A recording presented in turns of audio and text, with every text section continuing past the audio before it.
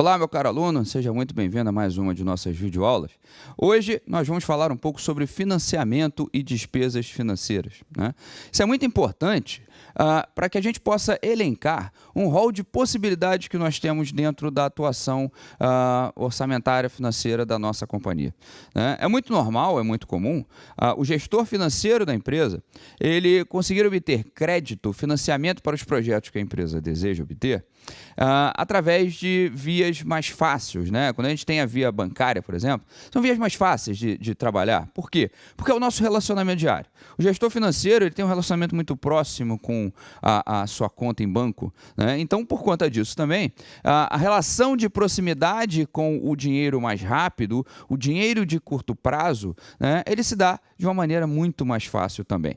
Só que a gente já sabe, a gente já conhece, que recursos obtidos de curto prazo, em geral, são recursos mais caros, né? São recursos que oneram por demais e pressionam por demais a gestão financeira e o caixa da nossa companhia.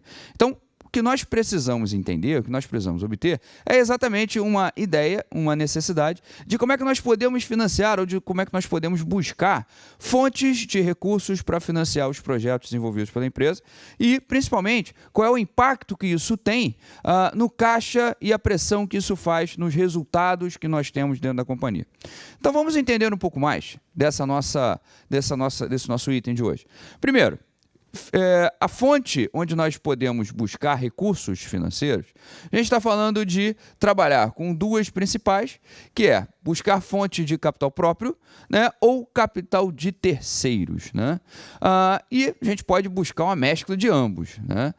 Então, buscar recursos com base em capital próprio faz com que a gente entenda e determine qual é o custo desse capital. A empresa precisa compreender quanto custa utilizar dinheiro próprio. Em geral, esse dinheiro também não é barato, né? Porque a gente está falando de deixar de remunerar o acionista para utilizar esses recursos em prol de um investimento que o executivo principal deseja realizar. Buscar capital de terceiros, por exemplo, significa ir para fora da companhia e tentar trazer um pouco desse financiamento, né, para honrar ou para compor os investimentos que são necessários para a nossa companhia. E quando a gente tem uma combinação de ambos, eu tenho que trabalhar com uma boa mescla ou entendimento de quanto custa uma média desses dois capitais. Eu posso utilizar uma combinação dos dois capitais, mas eu preciso custear isso através do nosso WACC, né, ou do custo médio ponderado de capital, para que a gente possa utilizar uma ponderação entre o custo de capital próprio e o custo de capital de terceiros, quando eu tenho essas duas combinações.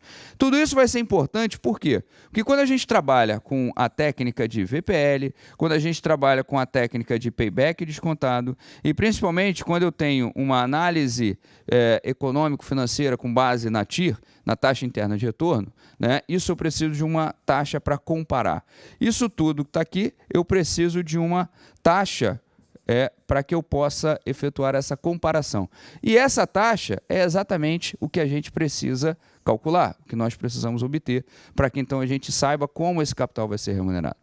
Ora, quando a gente trabalha com investimento, né, principalmente as empresas que buscam capital de terceiros, né, através de empréstimo ou financiamento, em geral, a gente está trabalhando com algo que é importante para a gente determinar qual é o tipo de capital que nós vamos buscar, né? Então, a expansão da companhia, a expansão da sua capacidade operacional necessita investimento, né? Necessidade de capital de giro, né, é importante para honrar compromissos de curto prazo para a nossa empresa. Isso ocorre em função de um descasamento entre o fluxo de caixa de entrada e o de saída, né? Isso é muito comum em empresas que trabalham com o financiamento das suas vendas, né? Então, a gente vende com um determinado prazo, compra com outro determinado prazo, só que muitas vezes o cliente, quando paga, ele não casa o nosso fluxo de caixa com as saídas, e isso gera uma necessidade de capital de giro. Okay? Então, a gente trabalhar com tempo também é interessante.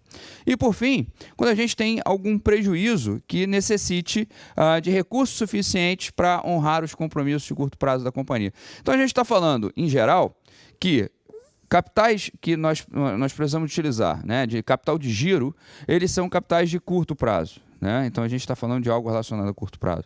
E quando a gente trabalha com financiamento, por exemplo, para fins de investimento, expansão do processo de fabricação, por exemplo, né? Pesquisa e desenvolvimento do capital da nossa companhia, a gente está falando que precisamos obter através de longo prazo. Por quê? Financiamento de curto prazo, geralmente, é um financiamento mais caro, né? É um financiamento mais fácil de obter e tudo aquilo que tem facilidade tem um preço. E esse preço, em geral, é o custo do dinheiro, né? E o financiamento de longo prazo, exatamente por se tratar de uma operação financeira com uma engenharia necessária para que a gente possa apresentar projetos, mostrar as nossas necessidades, a gente está falando que nós podemos obter ele com uma velocidade não tão grande quanto um capital de curto prazo, mas em contrapartida ele vai ser um financiamento mais barato, com juros mais acessíveis e na maioria das vezes subsidiados, né? Como, por exemplo, utilizar o BNDES para fazer a nossa conta.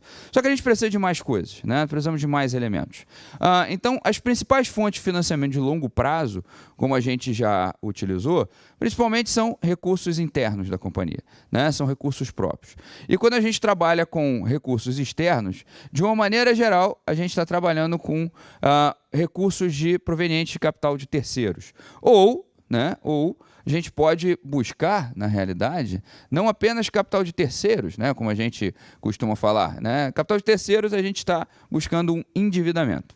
Mas eu posso trabalhar com emissão de ações, por exemplo, né?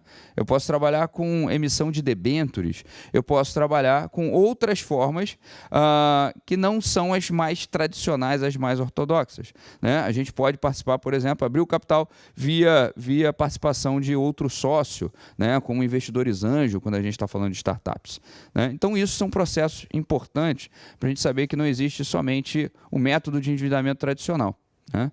Algumas modalidades que nós trabalhamos, né, que não são mais conhecidas, são empréstimos de longo prazo com fomento realizado por bancos de desenvolvimento. BNDES, o Banco do Nordeste, são bancos de desenvolvimento regional da economia e que apresentam taxas subsidiadas e, em geral, um período de carência atrativo para o investidor, né?